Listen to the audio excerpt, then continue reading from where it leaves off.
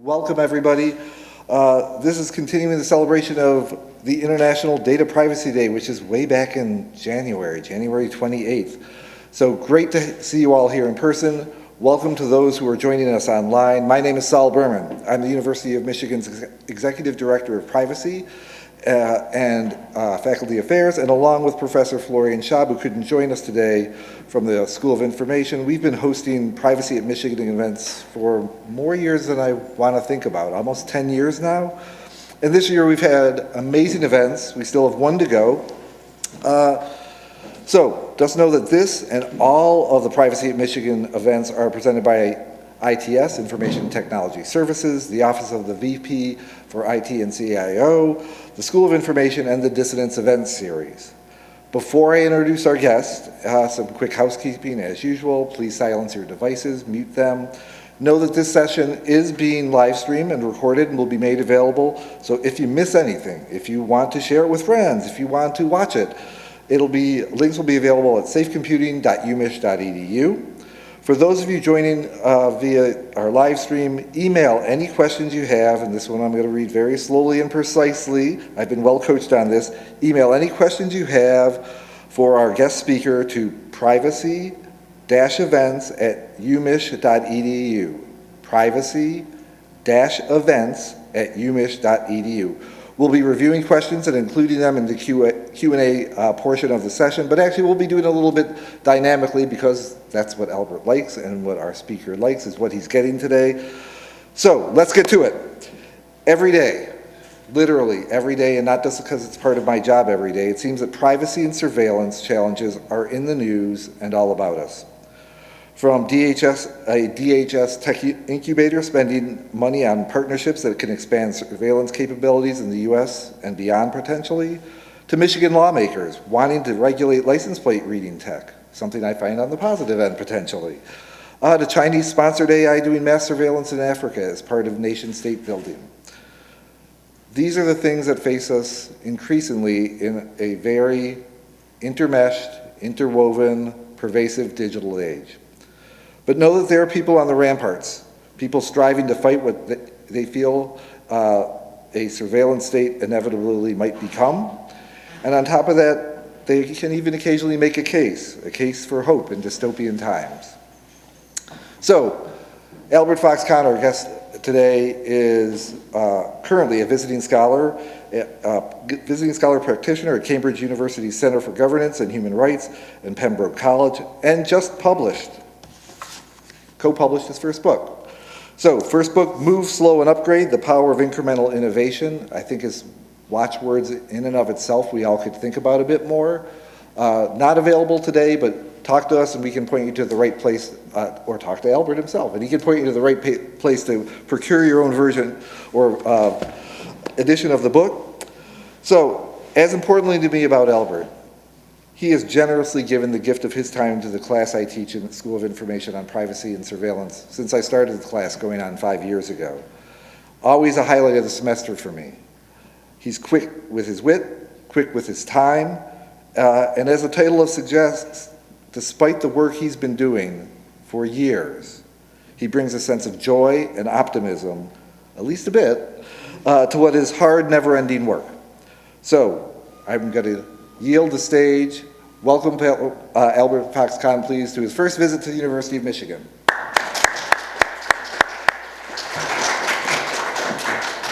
Thank you so much, Saul. Thank you to everyone who braved a blizzard in March to come to this event. I know it is a hard sell to talk about optimism, to talk about hope, especially when we have weather like this, especially when we're talking about things like surveillance. But I truly do think this is a moment where, despite the ominous threats that we see in the news every day, despite the all too real, existential crises that the news seems to bring about on an hour-by-hour basis, there are things that are unfolding around us, forms of resistance and collective action that I see as truly inspiring. And I see as the framework for the sort of action that will really take us to a new moment in this debate around technology and our society. So, who is the guy talking at you right now? So I am, as you can tell from the suit, a lawyer.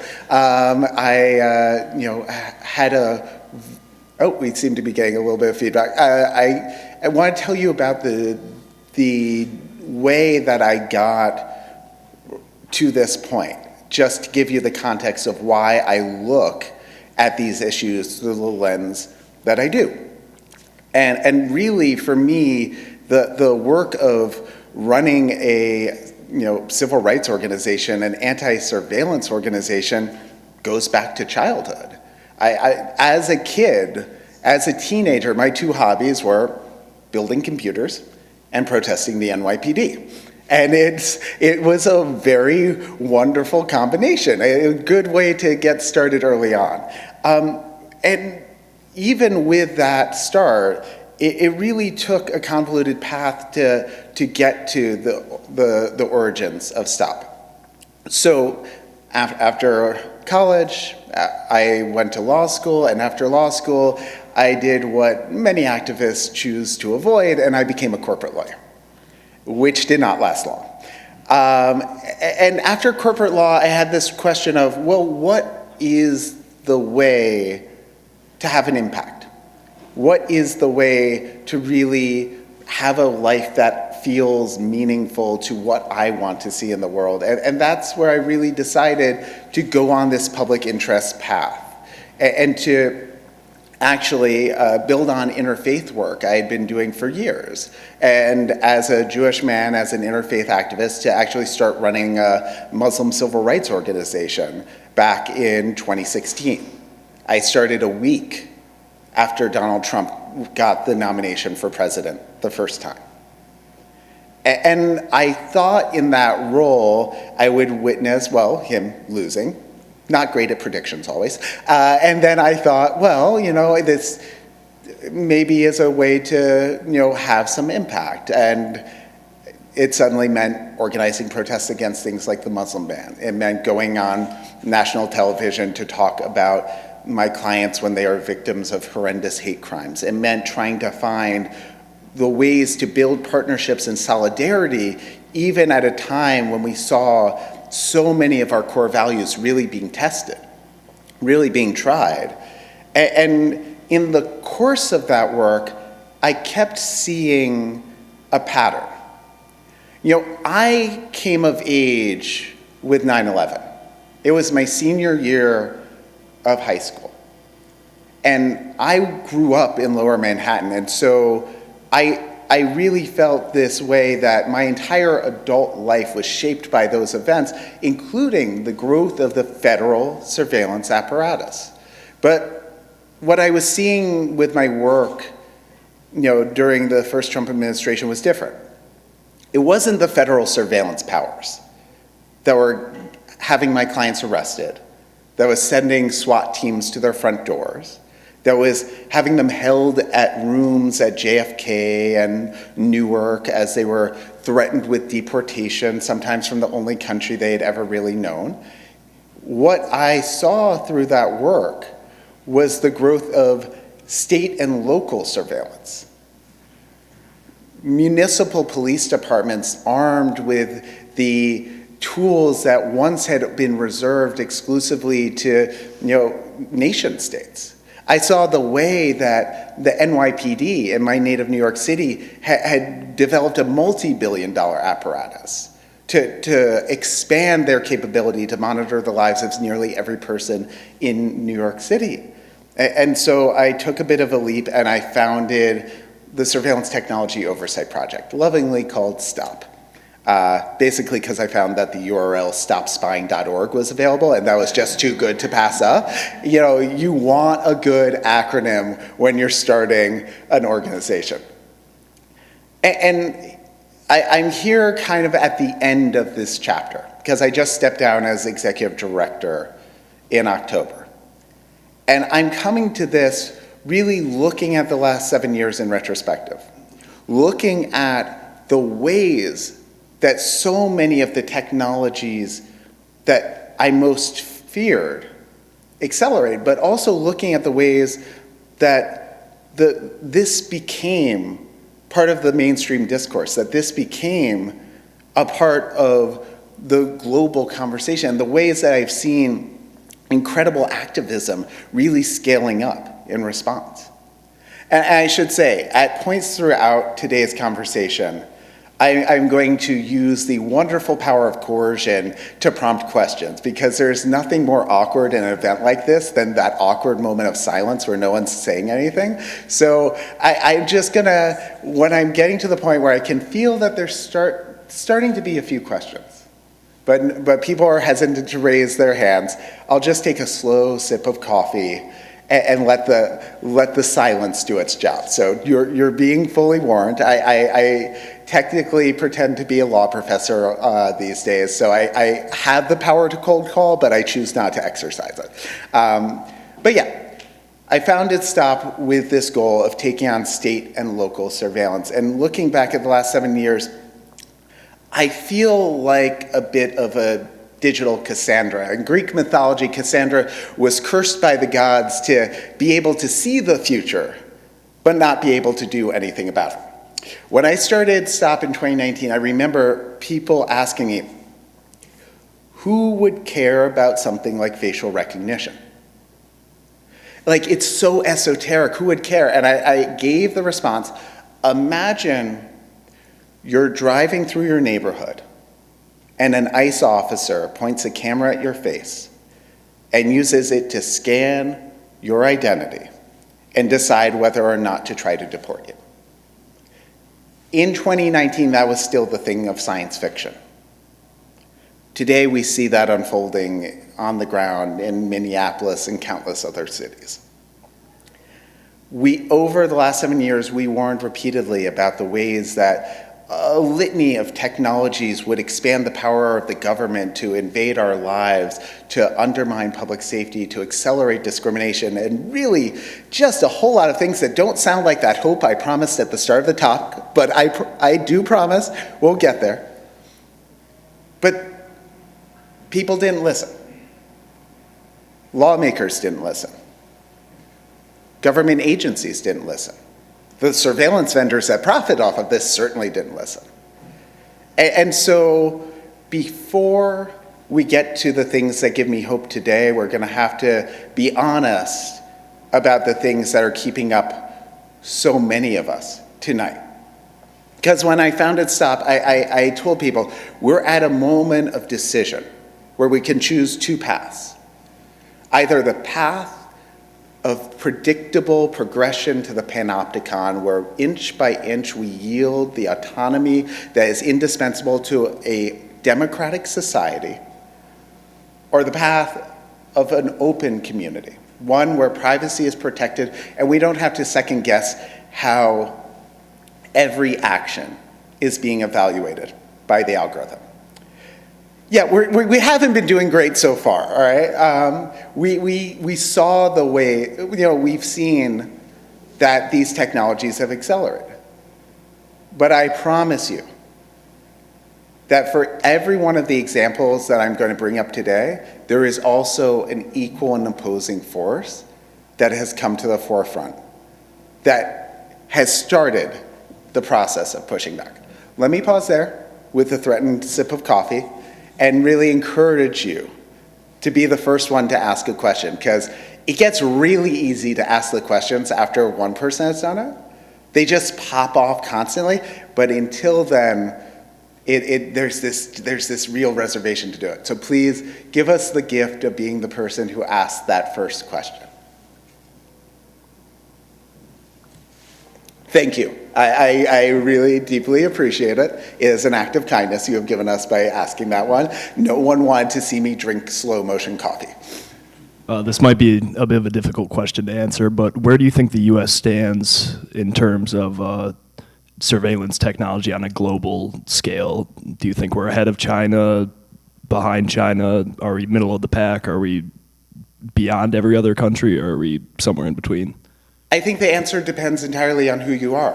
One of the things about the threats we're going to talk today is Everyone has a different threat model as we navigate our world. It depends on your immigration status. It depends on whether you have past interactions with law enforcement. It depends on the color of your skin. It depends on the balance in your bank account. There are so many drivers of inequity that allow us to walk down the same street, monitored by the same cameras, surveilled by the same algorithm, and yet treated with a fundamental different level of deference or suspicion. And so I think that for me, walking down the streets of New York or Ann Arbor or most cities, it is a relatively tranquil existence. For my clients, it can be an Orwellian nightmare. And we see that the answer also depends on where in the country you live. As we see this growing divide between jurisdictions that are taking steps to meaningfully confine the power of state and local law enforcement to surveil their citizens at a whim, and those that are continuing to fuel suspicionless mass surveillance. Great question, thank you. Any other questions before we keep going? All right, so as we take stock of where we are, one of the biggest changes we've seen in recent years, as I started to talk about, is facial recognition. It is amazing how quickly facial recognition went from this thing that was considered a bit of a gadget on your phone to a just truly omnipresent element of how we navigate the world. I'm splitting my time between the UK and the US these days.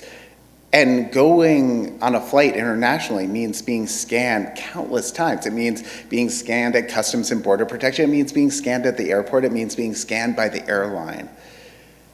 And my fear is that if we don't take action to push back against facial recognition, that will continue to expand, not just in the public sector, but the private sector.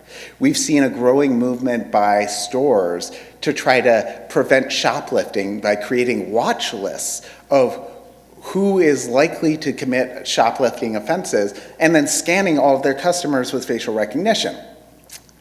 The problem is they haven't actually done it very well. So Rite Aid reached a settlement with the FTC where they found, as part of the investigation, that there was a single man that Rite Aid claimed had been in hundreds of stores all across America.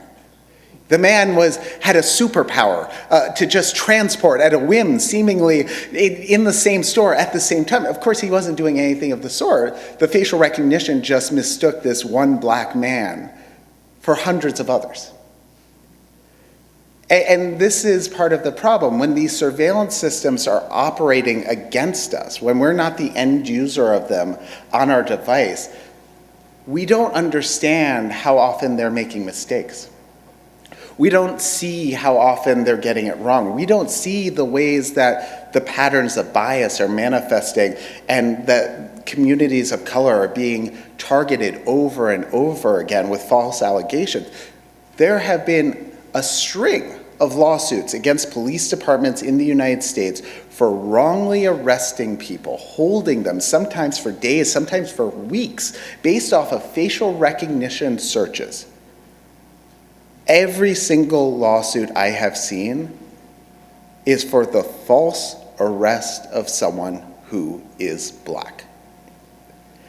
The technology that was sold to us as a neutral arbiter of identification has done just the opposite. It has driven the expansion of inequality. And it's not just doing it along lines of race, it does it along lines of gender, it does it along lines of age. Facial recognition is more error-prone for almost every single group in America, except for me. I'm a middle-aged white man. I have a fairly accurate facial recognition experience. And this is one of the ways that we see those radically different experiences for people who are subjected to the exact same technologies. Another thing I've been very concerned about is the growth of genetic surveillance. So when the National National Science Foundation did a review of forensic science in the United States in 2009, they looked at all of the forms of forensic science being used in the United States. This followed the discovery that someone who had been arrested based off a fingerprint match was the wrong suspect. His fingerprints were actually identical to another person who lived half a world away. People had assumed that fingerprints were this infallible identifier and could be held up as a proof of who someone was. But when they did this independent review of forensic science, what they found was the sole example of a forensic science that actually survived scrutiny by peer review, that was actually established by the sorts of scientific methods that are done every day in an institution like this, was genetic identification. It is that robust. It is that far apart from all the other forms of forensic science we see, which is great until you start to see the guardrails being taken off. And what we've seen in recent years is the growth of genetic dragnet warrants, where police departments will use a warrant to search genetic databases, taking a sample and looking for any relatives of someone who might have been cataloged. This isn't just people whose DNA was taken for police purposes. These are people whose genetic data was taken for routine testing, who took 23andMe and other exams, people who voluntarily handed over their DNA in the hopes of getting medical insights and instead were put in a perpetual genetic lineup. It is continuing to grow. And again, it is something that we see as this threat to the idea of what our future could look like. All right, I know it's getting heavy. I know, I feel it. Hang in there with me. We'll get through it. You can survive Michigan winters. You can survive a few more minutes thinking about the terrible things that have unfolded. I promise. Another thing I tend to focus on is geolocation data. Our phones have become this just ubiquitous tracking device for nearly every place we go. Most people intuitively know this, but they don't realize just how bad it's gotten. Police not only can get a warrant to find out the location of any one person they want to target.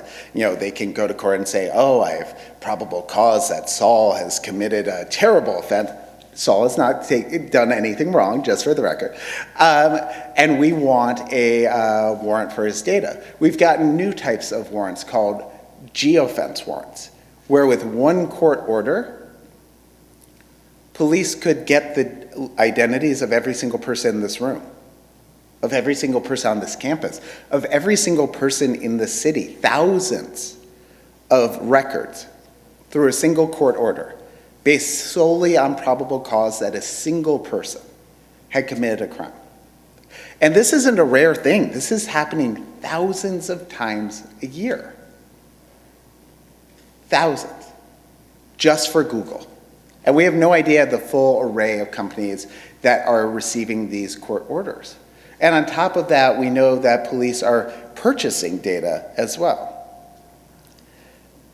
Yeah, drones. I don't have to explain this one. They're scary. You know what they are. Yeah, we'll keep going. When I think about the surveillance state, I also think not just about the technologies, but I think about the array of actors who are using this technology. I started my organization, S.T.O.P, to stop this, to stop the Real-Time Crime Center in New York, which collects over 100,000 cameras, license plate readers, drone footage, social media monitoring, algorithmic information, predictive policing software, you name it, all fed into one database, creating this perpetual tracking system about where every single person in the city goes, what they do, collecting this log of our most intimate moments and this ability to really constantly subject us to digital suspicion. And ICE. I don't think there's anything I can add to what you have all seen, what you've all understood. It is the way ICE has had their power expanded, their budget expanded, the capacity to engage in mass surveillance in acts of violence expanded. It cannot be fully described. Of course, there are things that, like the Department of War, which is just a silly attempt at rebranding, as if the Department of Defense wasn't Orwellian enough. We can continue to see the use of AI and other technologies being added to their arsenal.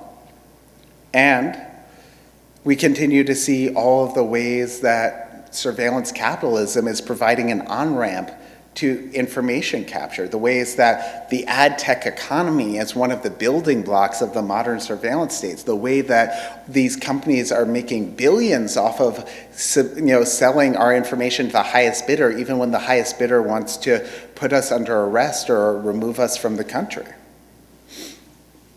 Some things that are on the horizon that people may have thought of less are the dangers of some of the correctives that we see being offered in the names of protecting us from these digital threats. One that comes to mind is age surveillance, the new effort to regulate access to social media and to stop the very real harms it inflicts by trying to identify users' ages. Something that my colleagues at S.T.O.P and I have shown is both deeply ineffective at keeping kids off of social media and ripe for abuse in all sorts of ways. And there's AI. Yeah, all right, that AI is a whole other scary talk. You feel that sense of relief? You feel it getting a little lighter in the air? You feel how suddenly that tension is starting to melt? I promise you, we have gotten to the pivot point. The moment when we can start to focus on the hope. And when I think about hope, when I think about things that really stick out to me as a building block for an optimistic vision of the future, I always begin with puppies. It's adorable. Come on, how can it not make you smile just a little bit? You deserve a cute puppy after everything that you just sat through. So why am I optimistic? If this is my day job, thinking about these things, talking about these companies, looking at these law enforcement agencies, why am I up here and telling you that everything is going to be okay and not just going to an early, St. Patty's Day, a happy hour? First off, I get to sue these guys. And it is amazing. We have seen a rapid expansion in the amount of litigation targeting not just the companies that are profiting from our data, but the law enforcement agencies that are using these tactics. And I think we're at a moment where the judiciary, despite all of its faults, despite all of its limitations in taking on the Trump administration, is actually poised to be an even more powerful corrective against the abuses we see from state and local law enforcement. It is truly amazing the number of cases that we see percolating up all around the country, and some of the cases that we see poised to go to the Supreme Court just this year. I want to talk to you about some of the class actions I've worked on. One of the class actions I did was against the NYPD. We sued the NYPD because they were forcibly removing the religious head coverings of people they arrested, forcibly ripping the hijab off their head, taking the yarmulke off their head, turbans, any number of other head coverings. This is a very ominous note for the start of the upbeat, cheerful section. I feel like the Caroliners don't really, they kind of have just one tone. It's, and they were taking those head coverings away so they could take a photograph, so they could take a mugshot. And you don't need to remove your hijab or your yarmulke to get a driver's license photo. You don't need to remove it to get a passport photo. So why did they need to remove it for a mugshot? To feed a facial recognition database. So we sued. We sued them in federal court, and we sued them on behalf of the thousands of people who had been subjected to this policy and on behalf of an organization that served them. And we fought, and we litigated. And last year, we not only got $17 million for the people who had been targeted by this policy, $17 million just for the people in New York targeted by this policy, but we actually got them to end the practice. We actually got an injunction to make it unlawful for them to ever do this again. And this was the first time in the country that we had seen this sort of settlement. This had not been litigated before. And as soon as the ink was dry on the settlement, we saw people all across the country talking about having this similar litigation strategy against their local law enforcement agencies. And law enforcement agencies, seeing what the NYPD had just been forced to pay out, and the fact that they had conceded that this policy was unsustainable, we saw law enforcement agencies starting to push forward policies to roll it back. Even at a moment when rule of law is under historic pressure, even at a moment when we see the Supreme Court cutting compromises that make us question elements of how our separation of powers works, we still have cases going through the courts each and every day that are reasserting the rights that are so often forgotten and pushing a new level of protection for all of us. It doesn't always make the news. And quite frankly, it would be a boring story to read if you're not a lawyer half the time, but it is there in the background, bit by bit, reaffirming those most foundational promises of what this country looks like and what it guarantees to each and every one of us. It's not just us. We see groups like the Institute for Justice filing class actions in Virginia, fighting against the city's use of ubiquitous license plate readers. License plate readers that could track people throughout their day, from home to work, to the grocery store, to church, to any place they wanted to go within the city. They filed a lawsuit, and they won. I cannot convey the gleeful, nerdy, joy of seeing these cases moving forward. It is the sort of thing that we're told is possible when we go to law school. It's the thing we're promised will work out when we become members of the bar. But it's easy to lose hope that it's actually working unless you see the cases that are actually unfolding all around us. All right, as I promised, I will take the long, slow sip of water, unless the questions are forthcoming. Yes.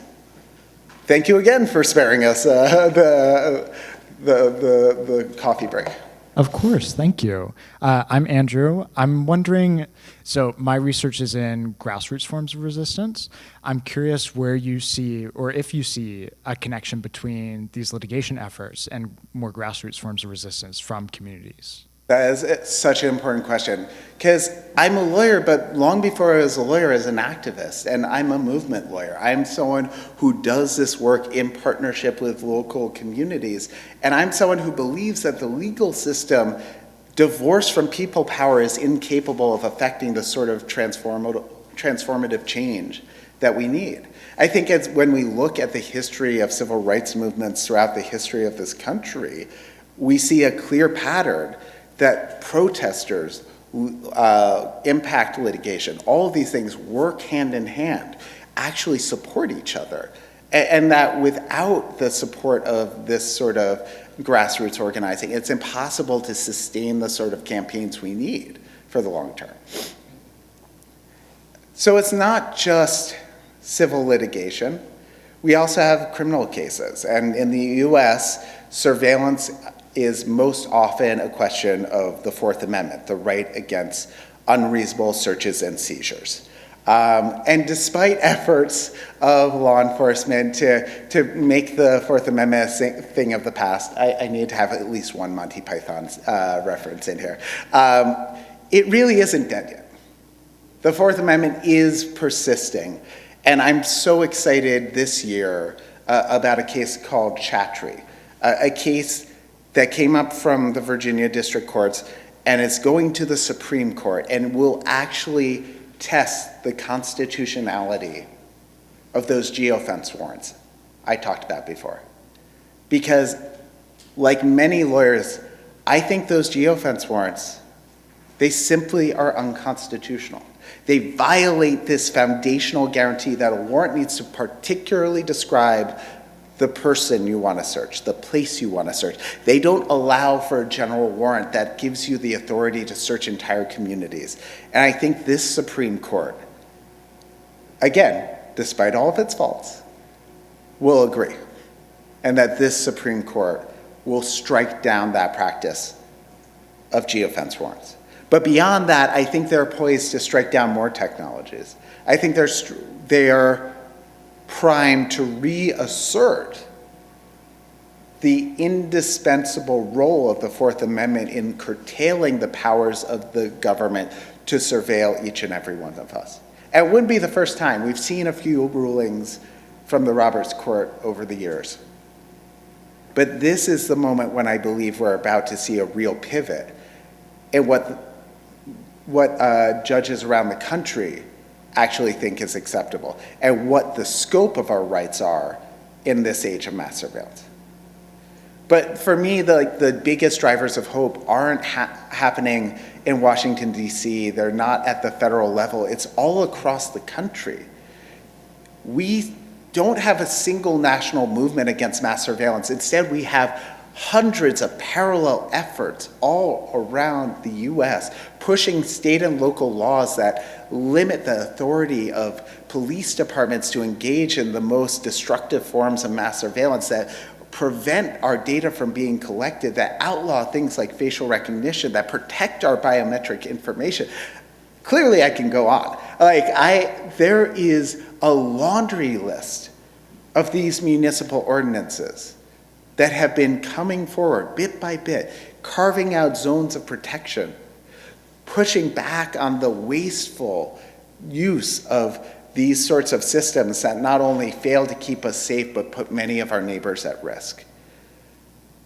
And when we saw, the tech industry try to push back and try to preempt the sorts of measures that have been limiting AI surveillance, while I'm not usually a fan of congressional inaction and congressional dysfunction, Congress proved itself incapable of preempting those laws. And so we continue to see more and more of these local ordinances going forward, especially looking at the ways that new AI technologies can impact all of us. And speaking to the point I had earlier about movement work, to your question, the power of youth leadership. I work with teenagers who are organizing in their schools, in their communities, in their neighborhoods, bringing together protest groups, speaking at city councils, advancing bills in their neighborhoods. It is incredible to me. I know there is nothing cheesier than an old guy like me coming up and talking about youth leadership. So I apologize for making all of the undergrads feel super cringy. But this is, to me, one of the most enduring boons for the coming years. The fact that we have gone from the post-9/11 deference to state authority, the post-9/11 moment when we saw people simply yielding to the requests of law enforcement and intelligence agencies, writing a blank constitutional check for whatever data they wanted to collect, whatever powers they wanted to assert. And instead, we see this real shift to a moment of people power, a moment when people are coming together. And it's not just mass surveillance, it's the incredible acts of bravery we've seen from Minneapolis. I work to advise groups all around the country on digital security, and I don't cry often, but being on a Zoom call with local organizers from Minneapolis, talking about the ways they were helping to hide their neighbors, helping to bring them food, helping to keep them safe, standing up again and again, the way that their kids were walking out of schools, the ways that their entire communities were coming together, the ways that people who had never been all that tech focused were suddenly leading digital trainings and digital security workshops, the way that Palantir had become not just a household name, but a household boogeyman. To see that scale of collective action in the face of such violence, to me shows the enduring power of this country to resist even the most dystopian threats. And it goes beyond this country. We are facing the same threats all around the world.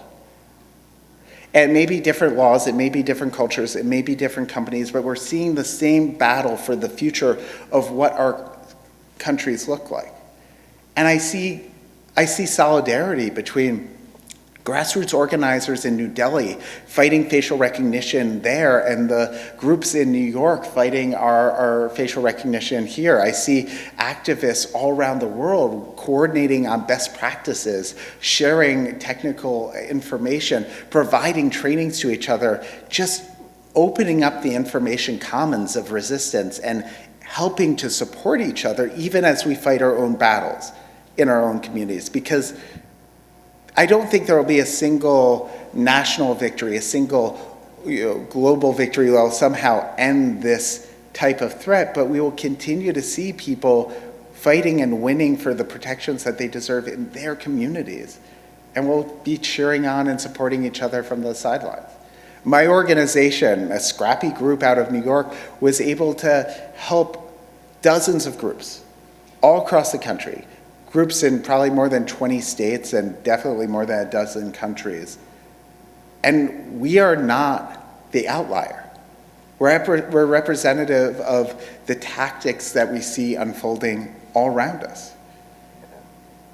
And perhaps the thing that gives me the most hope is the fact that we understand the gravity of this moment and the threat that is posed. Like I said, when I founded my organization, people said, "Why would you care about surveillance? Who thinks it matters? You're reading too much George Orwell," which is probably true. But no one would say that now. And partly because things got worse, but partly because we recognized what was so broken all this time. And my theory of the American people, at its core, comes down to this. I believe we will always do the right thing. I just think we tend to do it at the last possible moment. And so it took all those years of unchecked surveillance. It took all those years of seeing these powers expand. It took all those years of failing to act to make us so aware of the intolerable reality of the status quo that it set up the conditions for this movement to succeed and for us to truly find a better future. And if that didn't convince you, there's always kittens. Well, with that, I think we are now officially in the Q&A portion of the talk. So would love questions from the room, from online, and I know we've received some already, but would love people's perspectives on all of this. And also if there are other adorable animals that should be added to future versions of the slides. Do you have any kind of a guiding guidebook to what's good surveillance and what's bad surveillance? You know, I kind of like having to not put a password in my phone and use, And I also wish that I hate the idea of people getting tickets going through stoplights, but people are running red lights all the time, and the cops don't seem to be giving tickets anymore. So there's got to be a mix of what's acceptable and what's not. So I'm so glad you asked. I do. It's called Move Slow and Upgrade, available from Cambridge University Press and bookstores everywhere. Sorry, my publisher would murder me if I didn't put in at least one shameless plug. So it's partly a technical answer and it's partly a legal answer. So we see the same technologies being used all around the world with different implications. So you asked about red light cameras, right? So when you're going into the central business district in Stockholm, Sweden, there's a series of cameras that will take a photograph of your license plate so you can get a toll for going into that area. Those cameras will automatically crop the license plate image, so you won't have any information about the make or model of the car. You won't have a photograph of the people inside. You won't have any additional data loss, and that photo will be deleted after 30 days. And when law enforcement agencies tried to get access to that camera, they were told, no, this is for tolling. This is not a policing tool. Do your investigation elsewhere. In New York, we have automated license plate readers on every bridge and tunnel into the city, and they take a photo of the car, the occupants, the make, the model, the color, bumper stickers, everything. And a few years ago, our now disgraced governor, Andrew Cuomo, said, wouldn't it be great if we just put facial recognition on that? We'd catch bad guys. Thankfully, he didn't realize that the photo they were taking because of the flash on the camera was so distorted that the facial recognition didn't actually recognize a single face. Like, it couldn't tell where the face was and where the body began. But that's an example of how, if we had the right legal guardrails, what I tend to call legal firewalls, we could have the automated license plate reader enforcing better traffic policy without the risk of it then being commandeered by ICE. But what we've seen in the US is, because of the failure to put those guardrails into place, ICE is able to access automated license plate readers from around the country. Thousands of them. We've seen Texas law enforcement officials, a local sheriff, using one system to track a woman across the country as she drove to get an abortion. We see a true constitutional crisis threatened by the fact that people are being tracked as they leave states like Texas to get medical care that is lawful in states like New York, and are being tracked door to door. That would never have been possible in a pre-Roe America. It's only possible because of the technology and the lack of legal framework. So I would say, I want us to have the world where this technology can be safely used. But until we have the legal protections and rule of law framework in place, automated license plate readers are simply too dangerous to deploy. But great question. Thank you.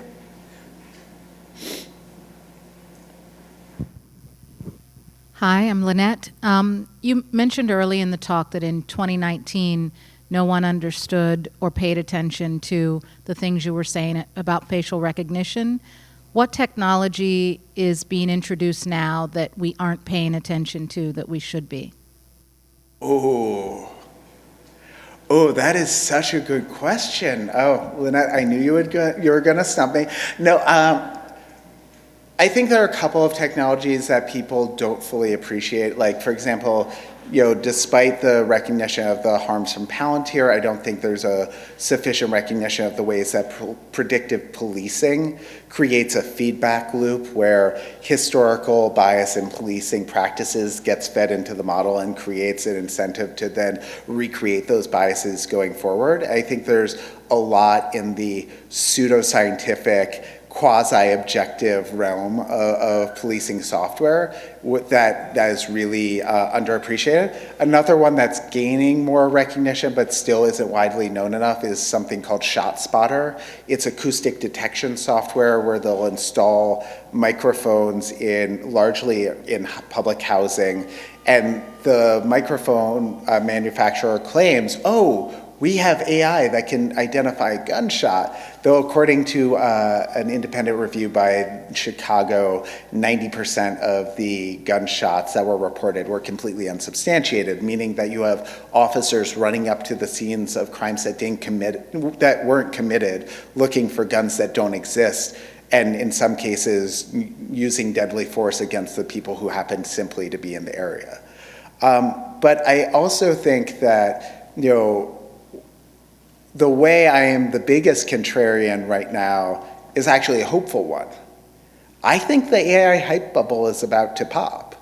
And I think that as soon as we see the economic rationale of the data center boom suddenly falling apart, as soon as we see that there isn't a way to make back the just unfathomable sums that are being invested in these new firms, that we're going to have a real appetite to regulate and to hold accountable those using the most destructive forms of AI.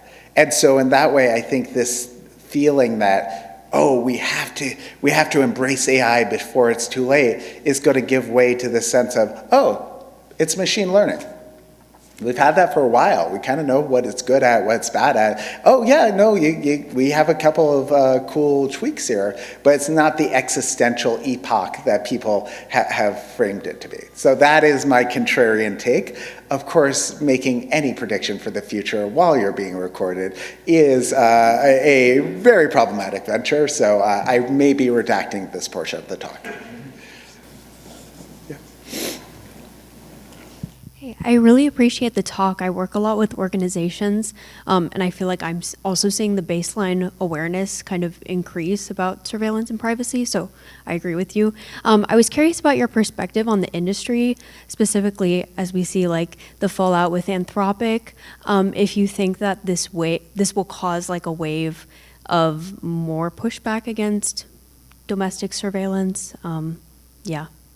I'm so hopeful. I mean, I do think that if the AI hype bubble pops, there will be a moment where people accept moral accountability or pursue it. I don't think the people at the companies will ever accept it. But I do think there is this willingness to suspend our moral framework when it's really profitable. And so it's really hard right now to actually get folks at the companies to acknowledge the impact they're having. I know people who I went to law school with, who I grew up with, who work at these firms. And they don't think it's particularly a good thing, but they just aren't willing to accept that it's bad enough that they shouldn't get their stock options. And I think that there is a way that that rationale completely changes once it stops being seen as the way to build generational wealth. And I do think that we're tending to see this shift in the way that tech is being coded. One of the things I think will be a very cool advocacy project for the next 10 years is in a world where tech goes from being historically progressive coded to now more apolitically coded to being fully conservatively coded. What are the ways that that enables new forms of political engagement in order to hold these companies accountable? I was having a conversation with two folks this morning who work here at the law school, and they were making a very compelling point that, hey, if we actually do make this a partisan football, maybe that's the way that you enable mass mobilization and federal legislation down the road. And so I think that is a very plausible argument. Other questions? I know we had some questions online as well. We do. So if there's nothing else in the room, I'll jump to a couple of questions from students that we got online. First is for students interested in law, technology, or activism, what skills should we start developing now to contribute to this work and to prepare for the future?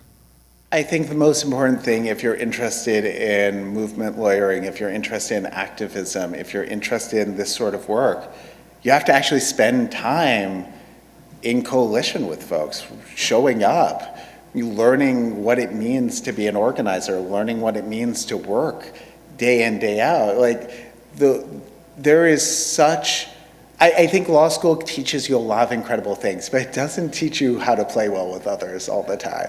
And I do think that, for me, those years I spent in New York as a kid were indispensable to doing this work. But above that, all activism is local.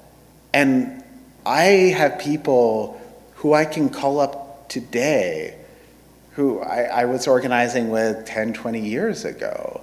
And those relationships are really the fabric of community-based responses to these sorts of threats. So I'd say that even if you don't want it as a skill set for a future profession, it's really just indispensable to active citizenship now. And I think that as a student, you have such carte blanche to really engage in all these things in a way that when you're in the working world, people kind of look at you sideways like, you're doing what on the weekend? You're doing that? I don't know. But you have this amazing ability as a student to just be infinitely curious, to explore, to go to new things, and to just be welcomed in a way that I think should never be taken for granted.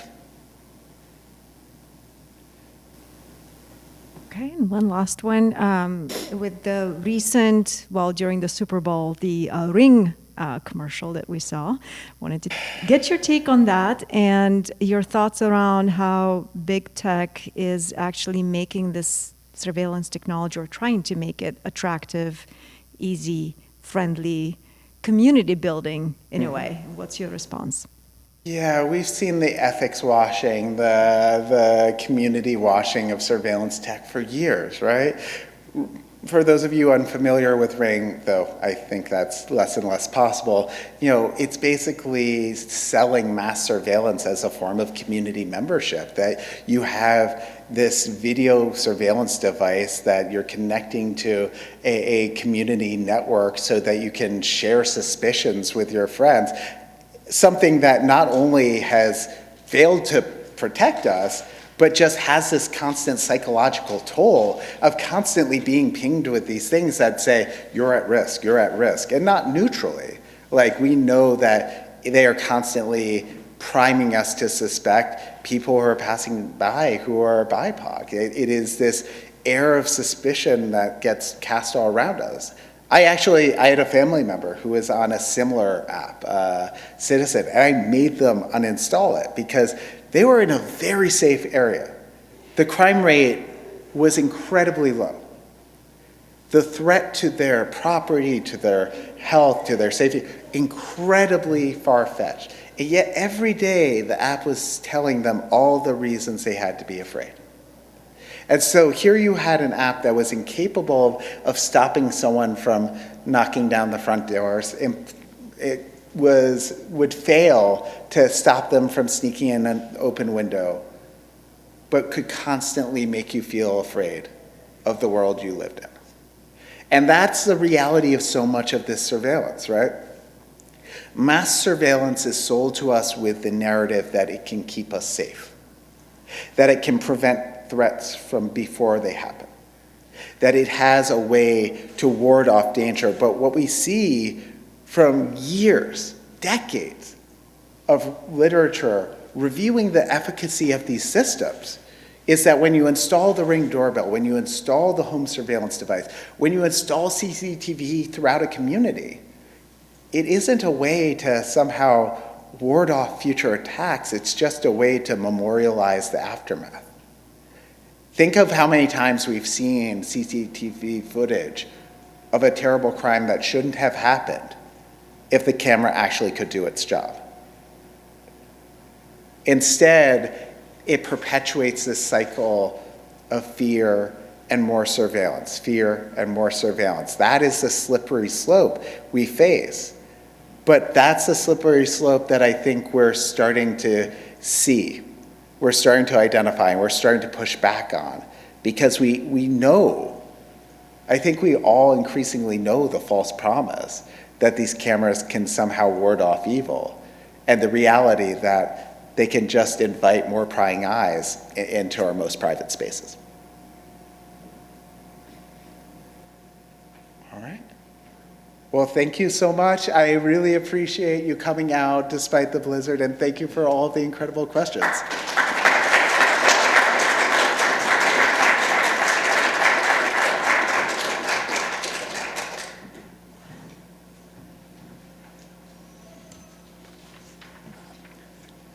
So one more round of applause for Albert, please. So it wasn't lost on me when we were hearing about hope. We also saw the sun come out. Then as we're closing, it got a little darker again. But if public understanding is the key, well, these events like this at Privacy at Michigan is exactly why we have them. Expand the public understanding at a public university where we can have the conversations to help us help ourselves. So along those lines, we have one final Privacy at Michigan event coming up next week. Conversation with Cindy Cohn, Executive Director of the Electronic Frontier Foundation. I don't know what is in the water. Cindy is also the outgoing Executive Director of the organization, but she's also even law grad, so this will be a homecoming. She also has just published her first book. So please join us next week for Cindy's event. And if you want to keep participating in all things privacy and privacy fun, go to safecomputing.umich.edu. You can participate in the 6 Words About Privacy project. You can participate in our privacy portraits extravaganza, learn your privacy personality. In the back of the room, you can find more about privacy portraits, a bunch of swag, as well as more snacks. Otherwise, we look forward to seeing you in person, as well as live stream.